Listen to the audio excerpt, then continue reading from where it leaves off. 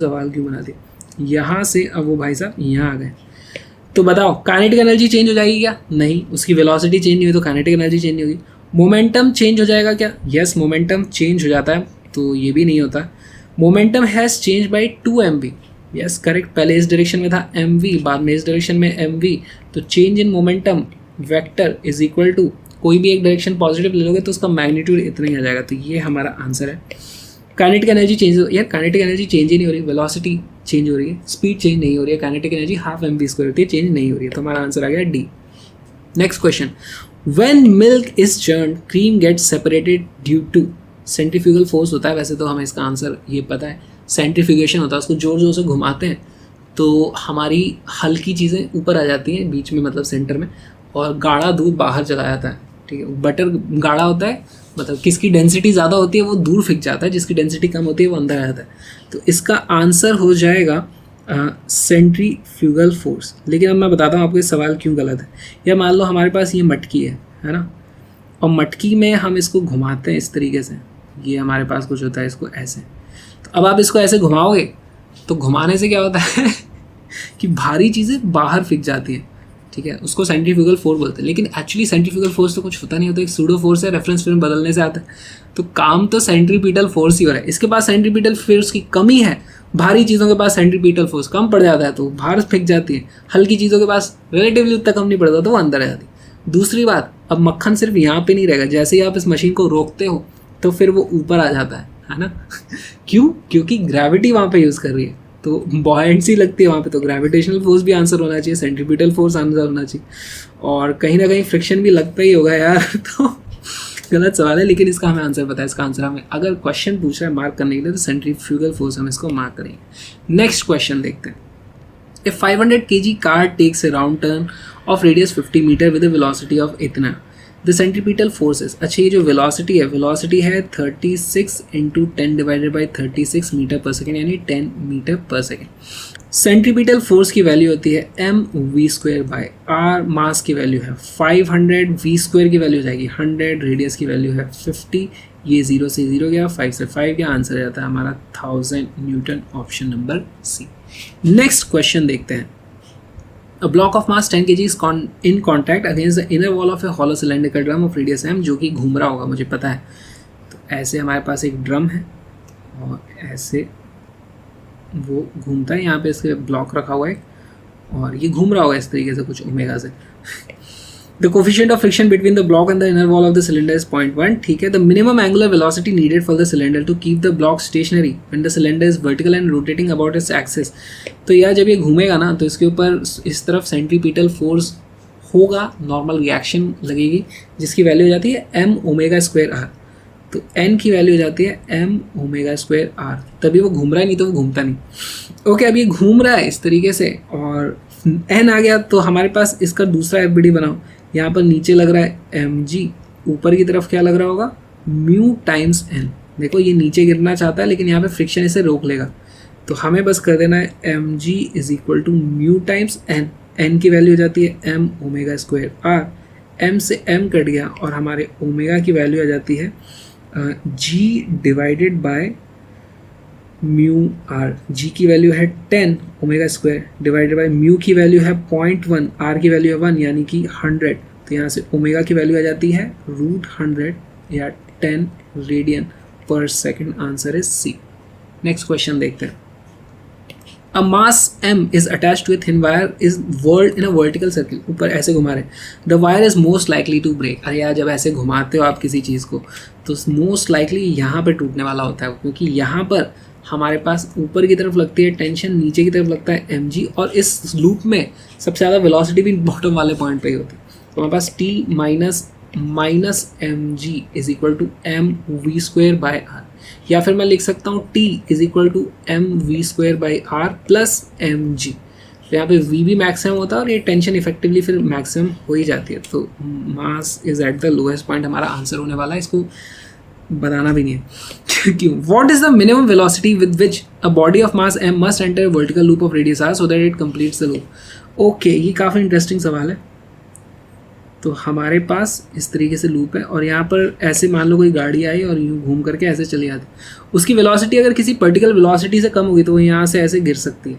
तो अगर हमें उसका लूप पूरा कराना है यहाँ पर, तो इसका मतलब क्या हो गया, उसने यहाँ पे कांटेक्ट नहीं छोड़ा है। तो यहाँ पर देखो, यहाँ पर कुछ नॉर्मल रिएक्शन हमेशा होगी, यहाँ पर होगी, यहाँ आते आते कम हो जाएगी। नॉर्मल रिएक्शन की वैल्यू मान लो ऑलमोस्ट 0 हो गई। तो इस टॉप मोस्ट पॉइंट पे उसके ऊपर नीचे की तरफ फोर्स लग रहा है mg, और वही सेंट्रीपिटल फोर्स का काम करेगा। तो इसकी इस तरफ कुछ वेलोसिटी होगी v, इसका कुछ रेडियस है। तो हम क्या लिख सकते हैं, at top point mg is equal to mv² by r। अब mg तो लगता ही रहता है, देखो इधर है ना। अगर उसकी वेलोसिटी यहाँ पर कम हुई, अगर उसकी वेलोसिटी यहाँ पे कम हुई तो ये वाली वैल्यू कम हो जाएगी, यानी सेंट्रीपिटल फोर्स ज़्यादा हो जाएगा हमारे पास mg।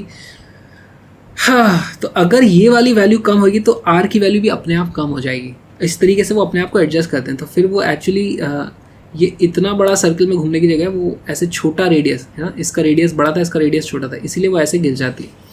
तो ओके, ये वाली चीज़। अच्छा, और एक बार वो यहाँ तक आ गई तो फिर उसके बाद तो वेलोसिटी बढ़नी है। तो अगर वो छूटता है तो यहाँ पर ही छूटता है, इस वाले सेगमेंट में ही पाथ छूटता है, नहीं तो कहीं पे भी छूटता नहीं है। ओके, यहाँ से हमारे पास v की वैल्यू कितनी आ जाती है, v की वैल्यू हो जाती है √r(g). ये हमारे टॉप पॉइंट पे है। फिर यहाँ से हमें वर्क एनर्जी थ्योरम लगा देनी है। देखो यहाँ पर अगर वेलोसिटी की वैल्यू इतनी थी तो इसको नीचे आने में हम काइनेटिक एनर्जी पोटेंशियल एनर्जी वाला खेल खेल लेंगे। ऑल राइट, तो हमारे पॉइंट नंबर 1 पे और पॉइंट नंबर 2 पे, अच्छा इसको मैं टॉप बोल देता हूँ, इसको बॉटम बोलता हूँ। This is top, this is bottom.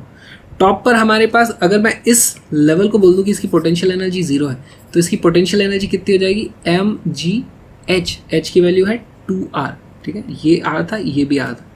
तो हमारे पास हो जाता है हाफ mv² एट टॉप, यानी v² की वैल्यू हो गई rg, प्लस हमारे पास mg into 2r is equal to bottom point पे हाफ mu²। यहाँ पर हमारे पास वेलोसिटी u है, यहाँ पर हमारे पास वेलोसिटी v है। यहाँ पर देखो हमारे पास m से m कैंसिल आउट हो जाता है, सब जगह 2 से मल्टीप्लाइड कर दोगे तो ये हो जाएगा rg plus 4rg is equal to u²। तो u की वैल्यू हो जाती है √5rg। तो इस स्पीड से अगर हम यहाँ पर घुसेंगे तभी हम पूरा घूम पाएंगे। अगर उससे कम रही वैल्यू तो यहाँ कहीं पे ऐसे घिस जाएंगे, अगर उससे ज़्यादा रही तो निकल जाओगे, थोड़ा जल्दी निकल जाओगे बस, और कुछ नहीं होने वाला। नेक्स्ट क्वेश्चन देखते हैं। 2 stones of mass says m and 2m are whirled in horizontal circle, उसमें घुमा रहे हैं हॉरिजॉन्टल में। The heavier one is in radius r/2। तो इसको बना देता हूँ यार मैं पहले, नहीं तो कन्फ्यूजन होगा। ये हमारा एक है, ये हमारा दूसरा है। The heavier one is in radius r/2, ये r/2 है। heavier one यानी कि इसका मास होगा 2m, ओके। और जो बाहर वाला है उसका रेडियस है सिर्फ, रेडियस r है, मास m है। The tangential speed of lighter stone is n times that of value of heavier stone. तो इसकी जो इस तरफ वेलोसिटी है, इसकी v थी, इसकी n टाइम्स v होगी velocity, okay. When they experience same centripetal force, same centripetal force लग रहा है, यानी कि इनके ऊपर सेम टेंशन है। सेम सेंट्रीपिटल फोर्स क्या है, सेंट्रीपिटल फोर्स क्या होता है, mv²/r। तो m दोनों के लिए ये वाली वैल्यूज बराबर कर दो। इसके लिए m अलग है, v अलग है, r अलग है, इसके लिए m अलग है, v अलग है, r अलग है। तो 2m into v² divided by r/2 is equal to m into nv² divided by r की वैल्यू है r। यहाँ पर r से r कैंसिल, v² से v² कैंसिल, m से m कैंसिल, और हमारे पास n² की वैल्यू आ जाती है 4, n is equal to 2। Answer is 2। Answer आ गया। नेक्स्ट क्वेश्चन देखें। A car is moving in a circular horizontal track at radius 10 meter with a constant speed of 10 meter per second. A bob is suspended from the roof of the car by a light wire of length 1 meter. गलत सवाल है, ये 1 metre नहीं हो सकती, इसको 0.1 metre या और उससे छोटा होना चाहिए था, नहीं तो ये सवाल गलत है। The angle made by wire with the vertical is. यार हम कार में बैठ जाते हैं, ठीक है, ये हमारी कार है और कार इनसाइड द प्लेन जा रही है, तो ये हमारी बैक लाइट दिख रही है हमें, है ना। यहाँ पर इस तरीके से मिरर है और ये हमारी स्टीयरिंग है, ठीक है। और यहाँ पर उन्हें धागे से लटका दी है इस तरीके से और वो इस तरह घूम रही है। तो अगर हम कार के अंदर बैठ जाएं तो हमें इस डायरेक्शन में सूडो फोर्स महसूस होगा जिसकी वैल्यू कितनी होती है mv² divided by r। Pseudo force लग रहा है इस डायरेक्शन में, ये वाले डायरेक्शन में फोर्स लग रहा है mv² बाय r। नीचे की तरफ फोर्स लग रहा होगा हमारे पास mg, ये है mg। तो इसका डायग्राम बना देता हूँ। यहाँ पे हमारे पास इस डायरेक्शन में है mv² बाय r, इस डायरेक्शन में है mg। तो ये हमारा बॉब ऐसे लटक जाएगा। वर्टिकल से हमें एंगल पूछना है, ये वाला एंगल थीटा। तो यहाँ पे हम लिख सकते हैं tan theta is equal to mv² by r, क्योंकि इसकी वैल्यू और इसकी वैल्यू बराबर है, डिवाइडेड बाय ये वाली डिवाइडेड बाय mg, ये कट गए और इसकी वैल्यू आ जाएगी v² बाय r।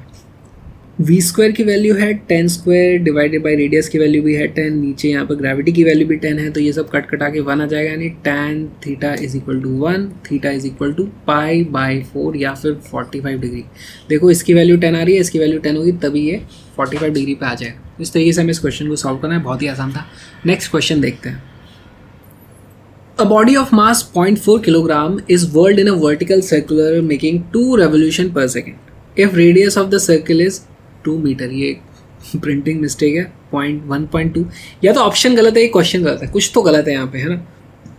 तो हमारे पास 2 revolution per second, omega is equal to 2 revolution per second. अब रेवोल्यूशन में कितना एंगल हो जाता है 2 पाई रेडियन, तो is equal to 2 into 2 pi radian per second, यानी कि 4 पाई रेडियन पर सेकेंड हमारे पास ओमेगा की। और ठीक है, the radius is 2 metre, then the tension in the string when the body is at the top of the circle. तो इसको पहले तो ये सर्कल बना दो, इसका सर्कल, ये रहा भाई सर्कल। और यहाँ पर हमारे पास सबसे ऊपर वो पार्टिकल है, नीचे की तरफ इसमें कुछ टेंशन लग रही होगी, नीचे की तरफ इसमें mg लग रहा होगा, और उन दोनों की वैल्यू मिला करके हो जानी चाहिए tension plus mg is equal to m omega square r। हमारे पास ये इक्वेशन आ जाती है। तो tension is equal to m omega square r minus mg। m की वैल्यू बाहर कॉमन निकाल लो, मास कितना है 0.4, तो 0.4 बाहर हो जाएगा common, 4 pi square, 4 4 16 pi square, r की वैल्यू कितनी है 2, माइनस अंदर क्या बच जाएगा हमारे पास g की वैल्यू होती है 10। और एक बात बताओ मुझे, पाई स्क्वायर की वैल्यू क्या होती है, पाई की वैल्यू होती है 3.14, तो पाई स्क्वायर की वैल्यू हम अप्रॉक्सीमेटली 10 मान लेते हैं इस तरीके के क्वेश्चन सॉल्व करने में। तो ये आ जाता है हमारे 320 ना, 16 इंटू 2 16 इंटू 2 हो जाता है हमारा 32 इंटू 10, 320 माइनस 10, तो इसकी वैल्यू हो जाएगी 0.4 इंटू 310, यानी कि 31 इंटू 4, जिसकी वैल्यू आ जाती है 124 न्यूटन। कोई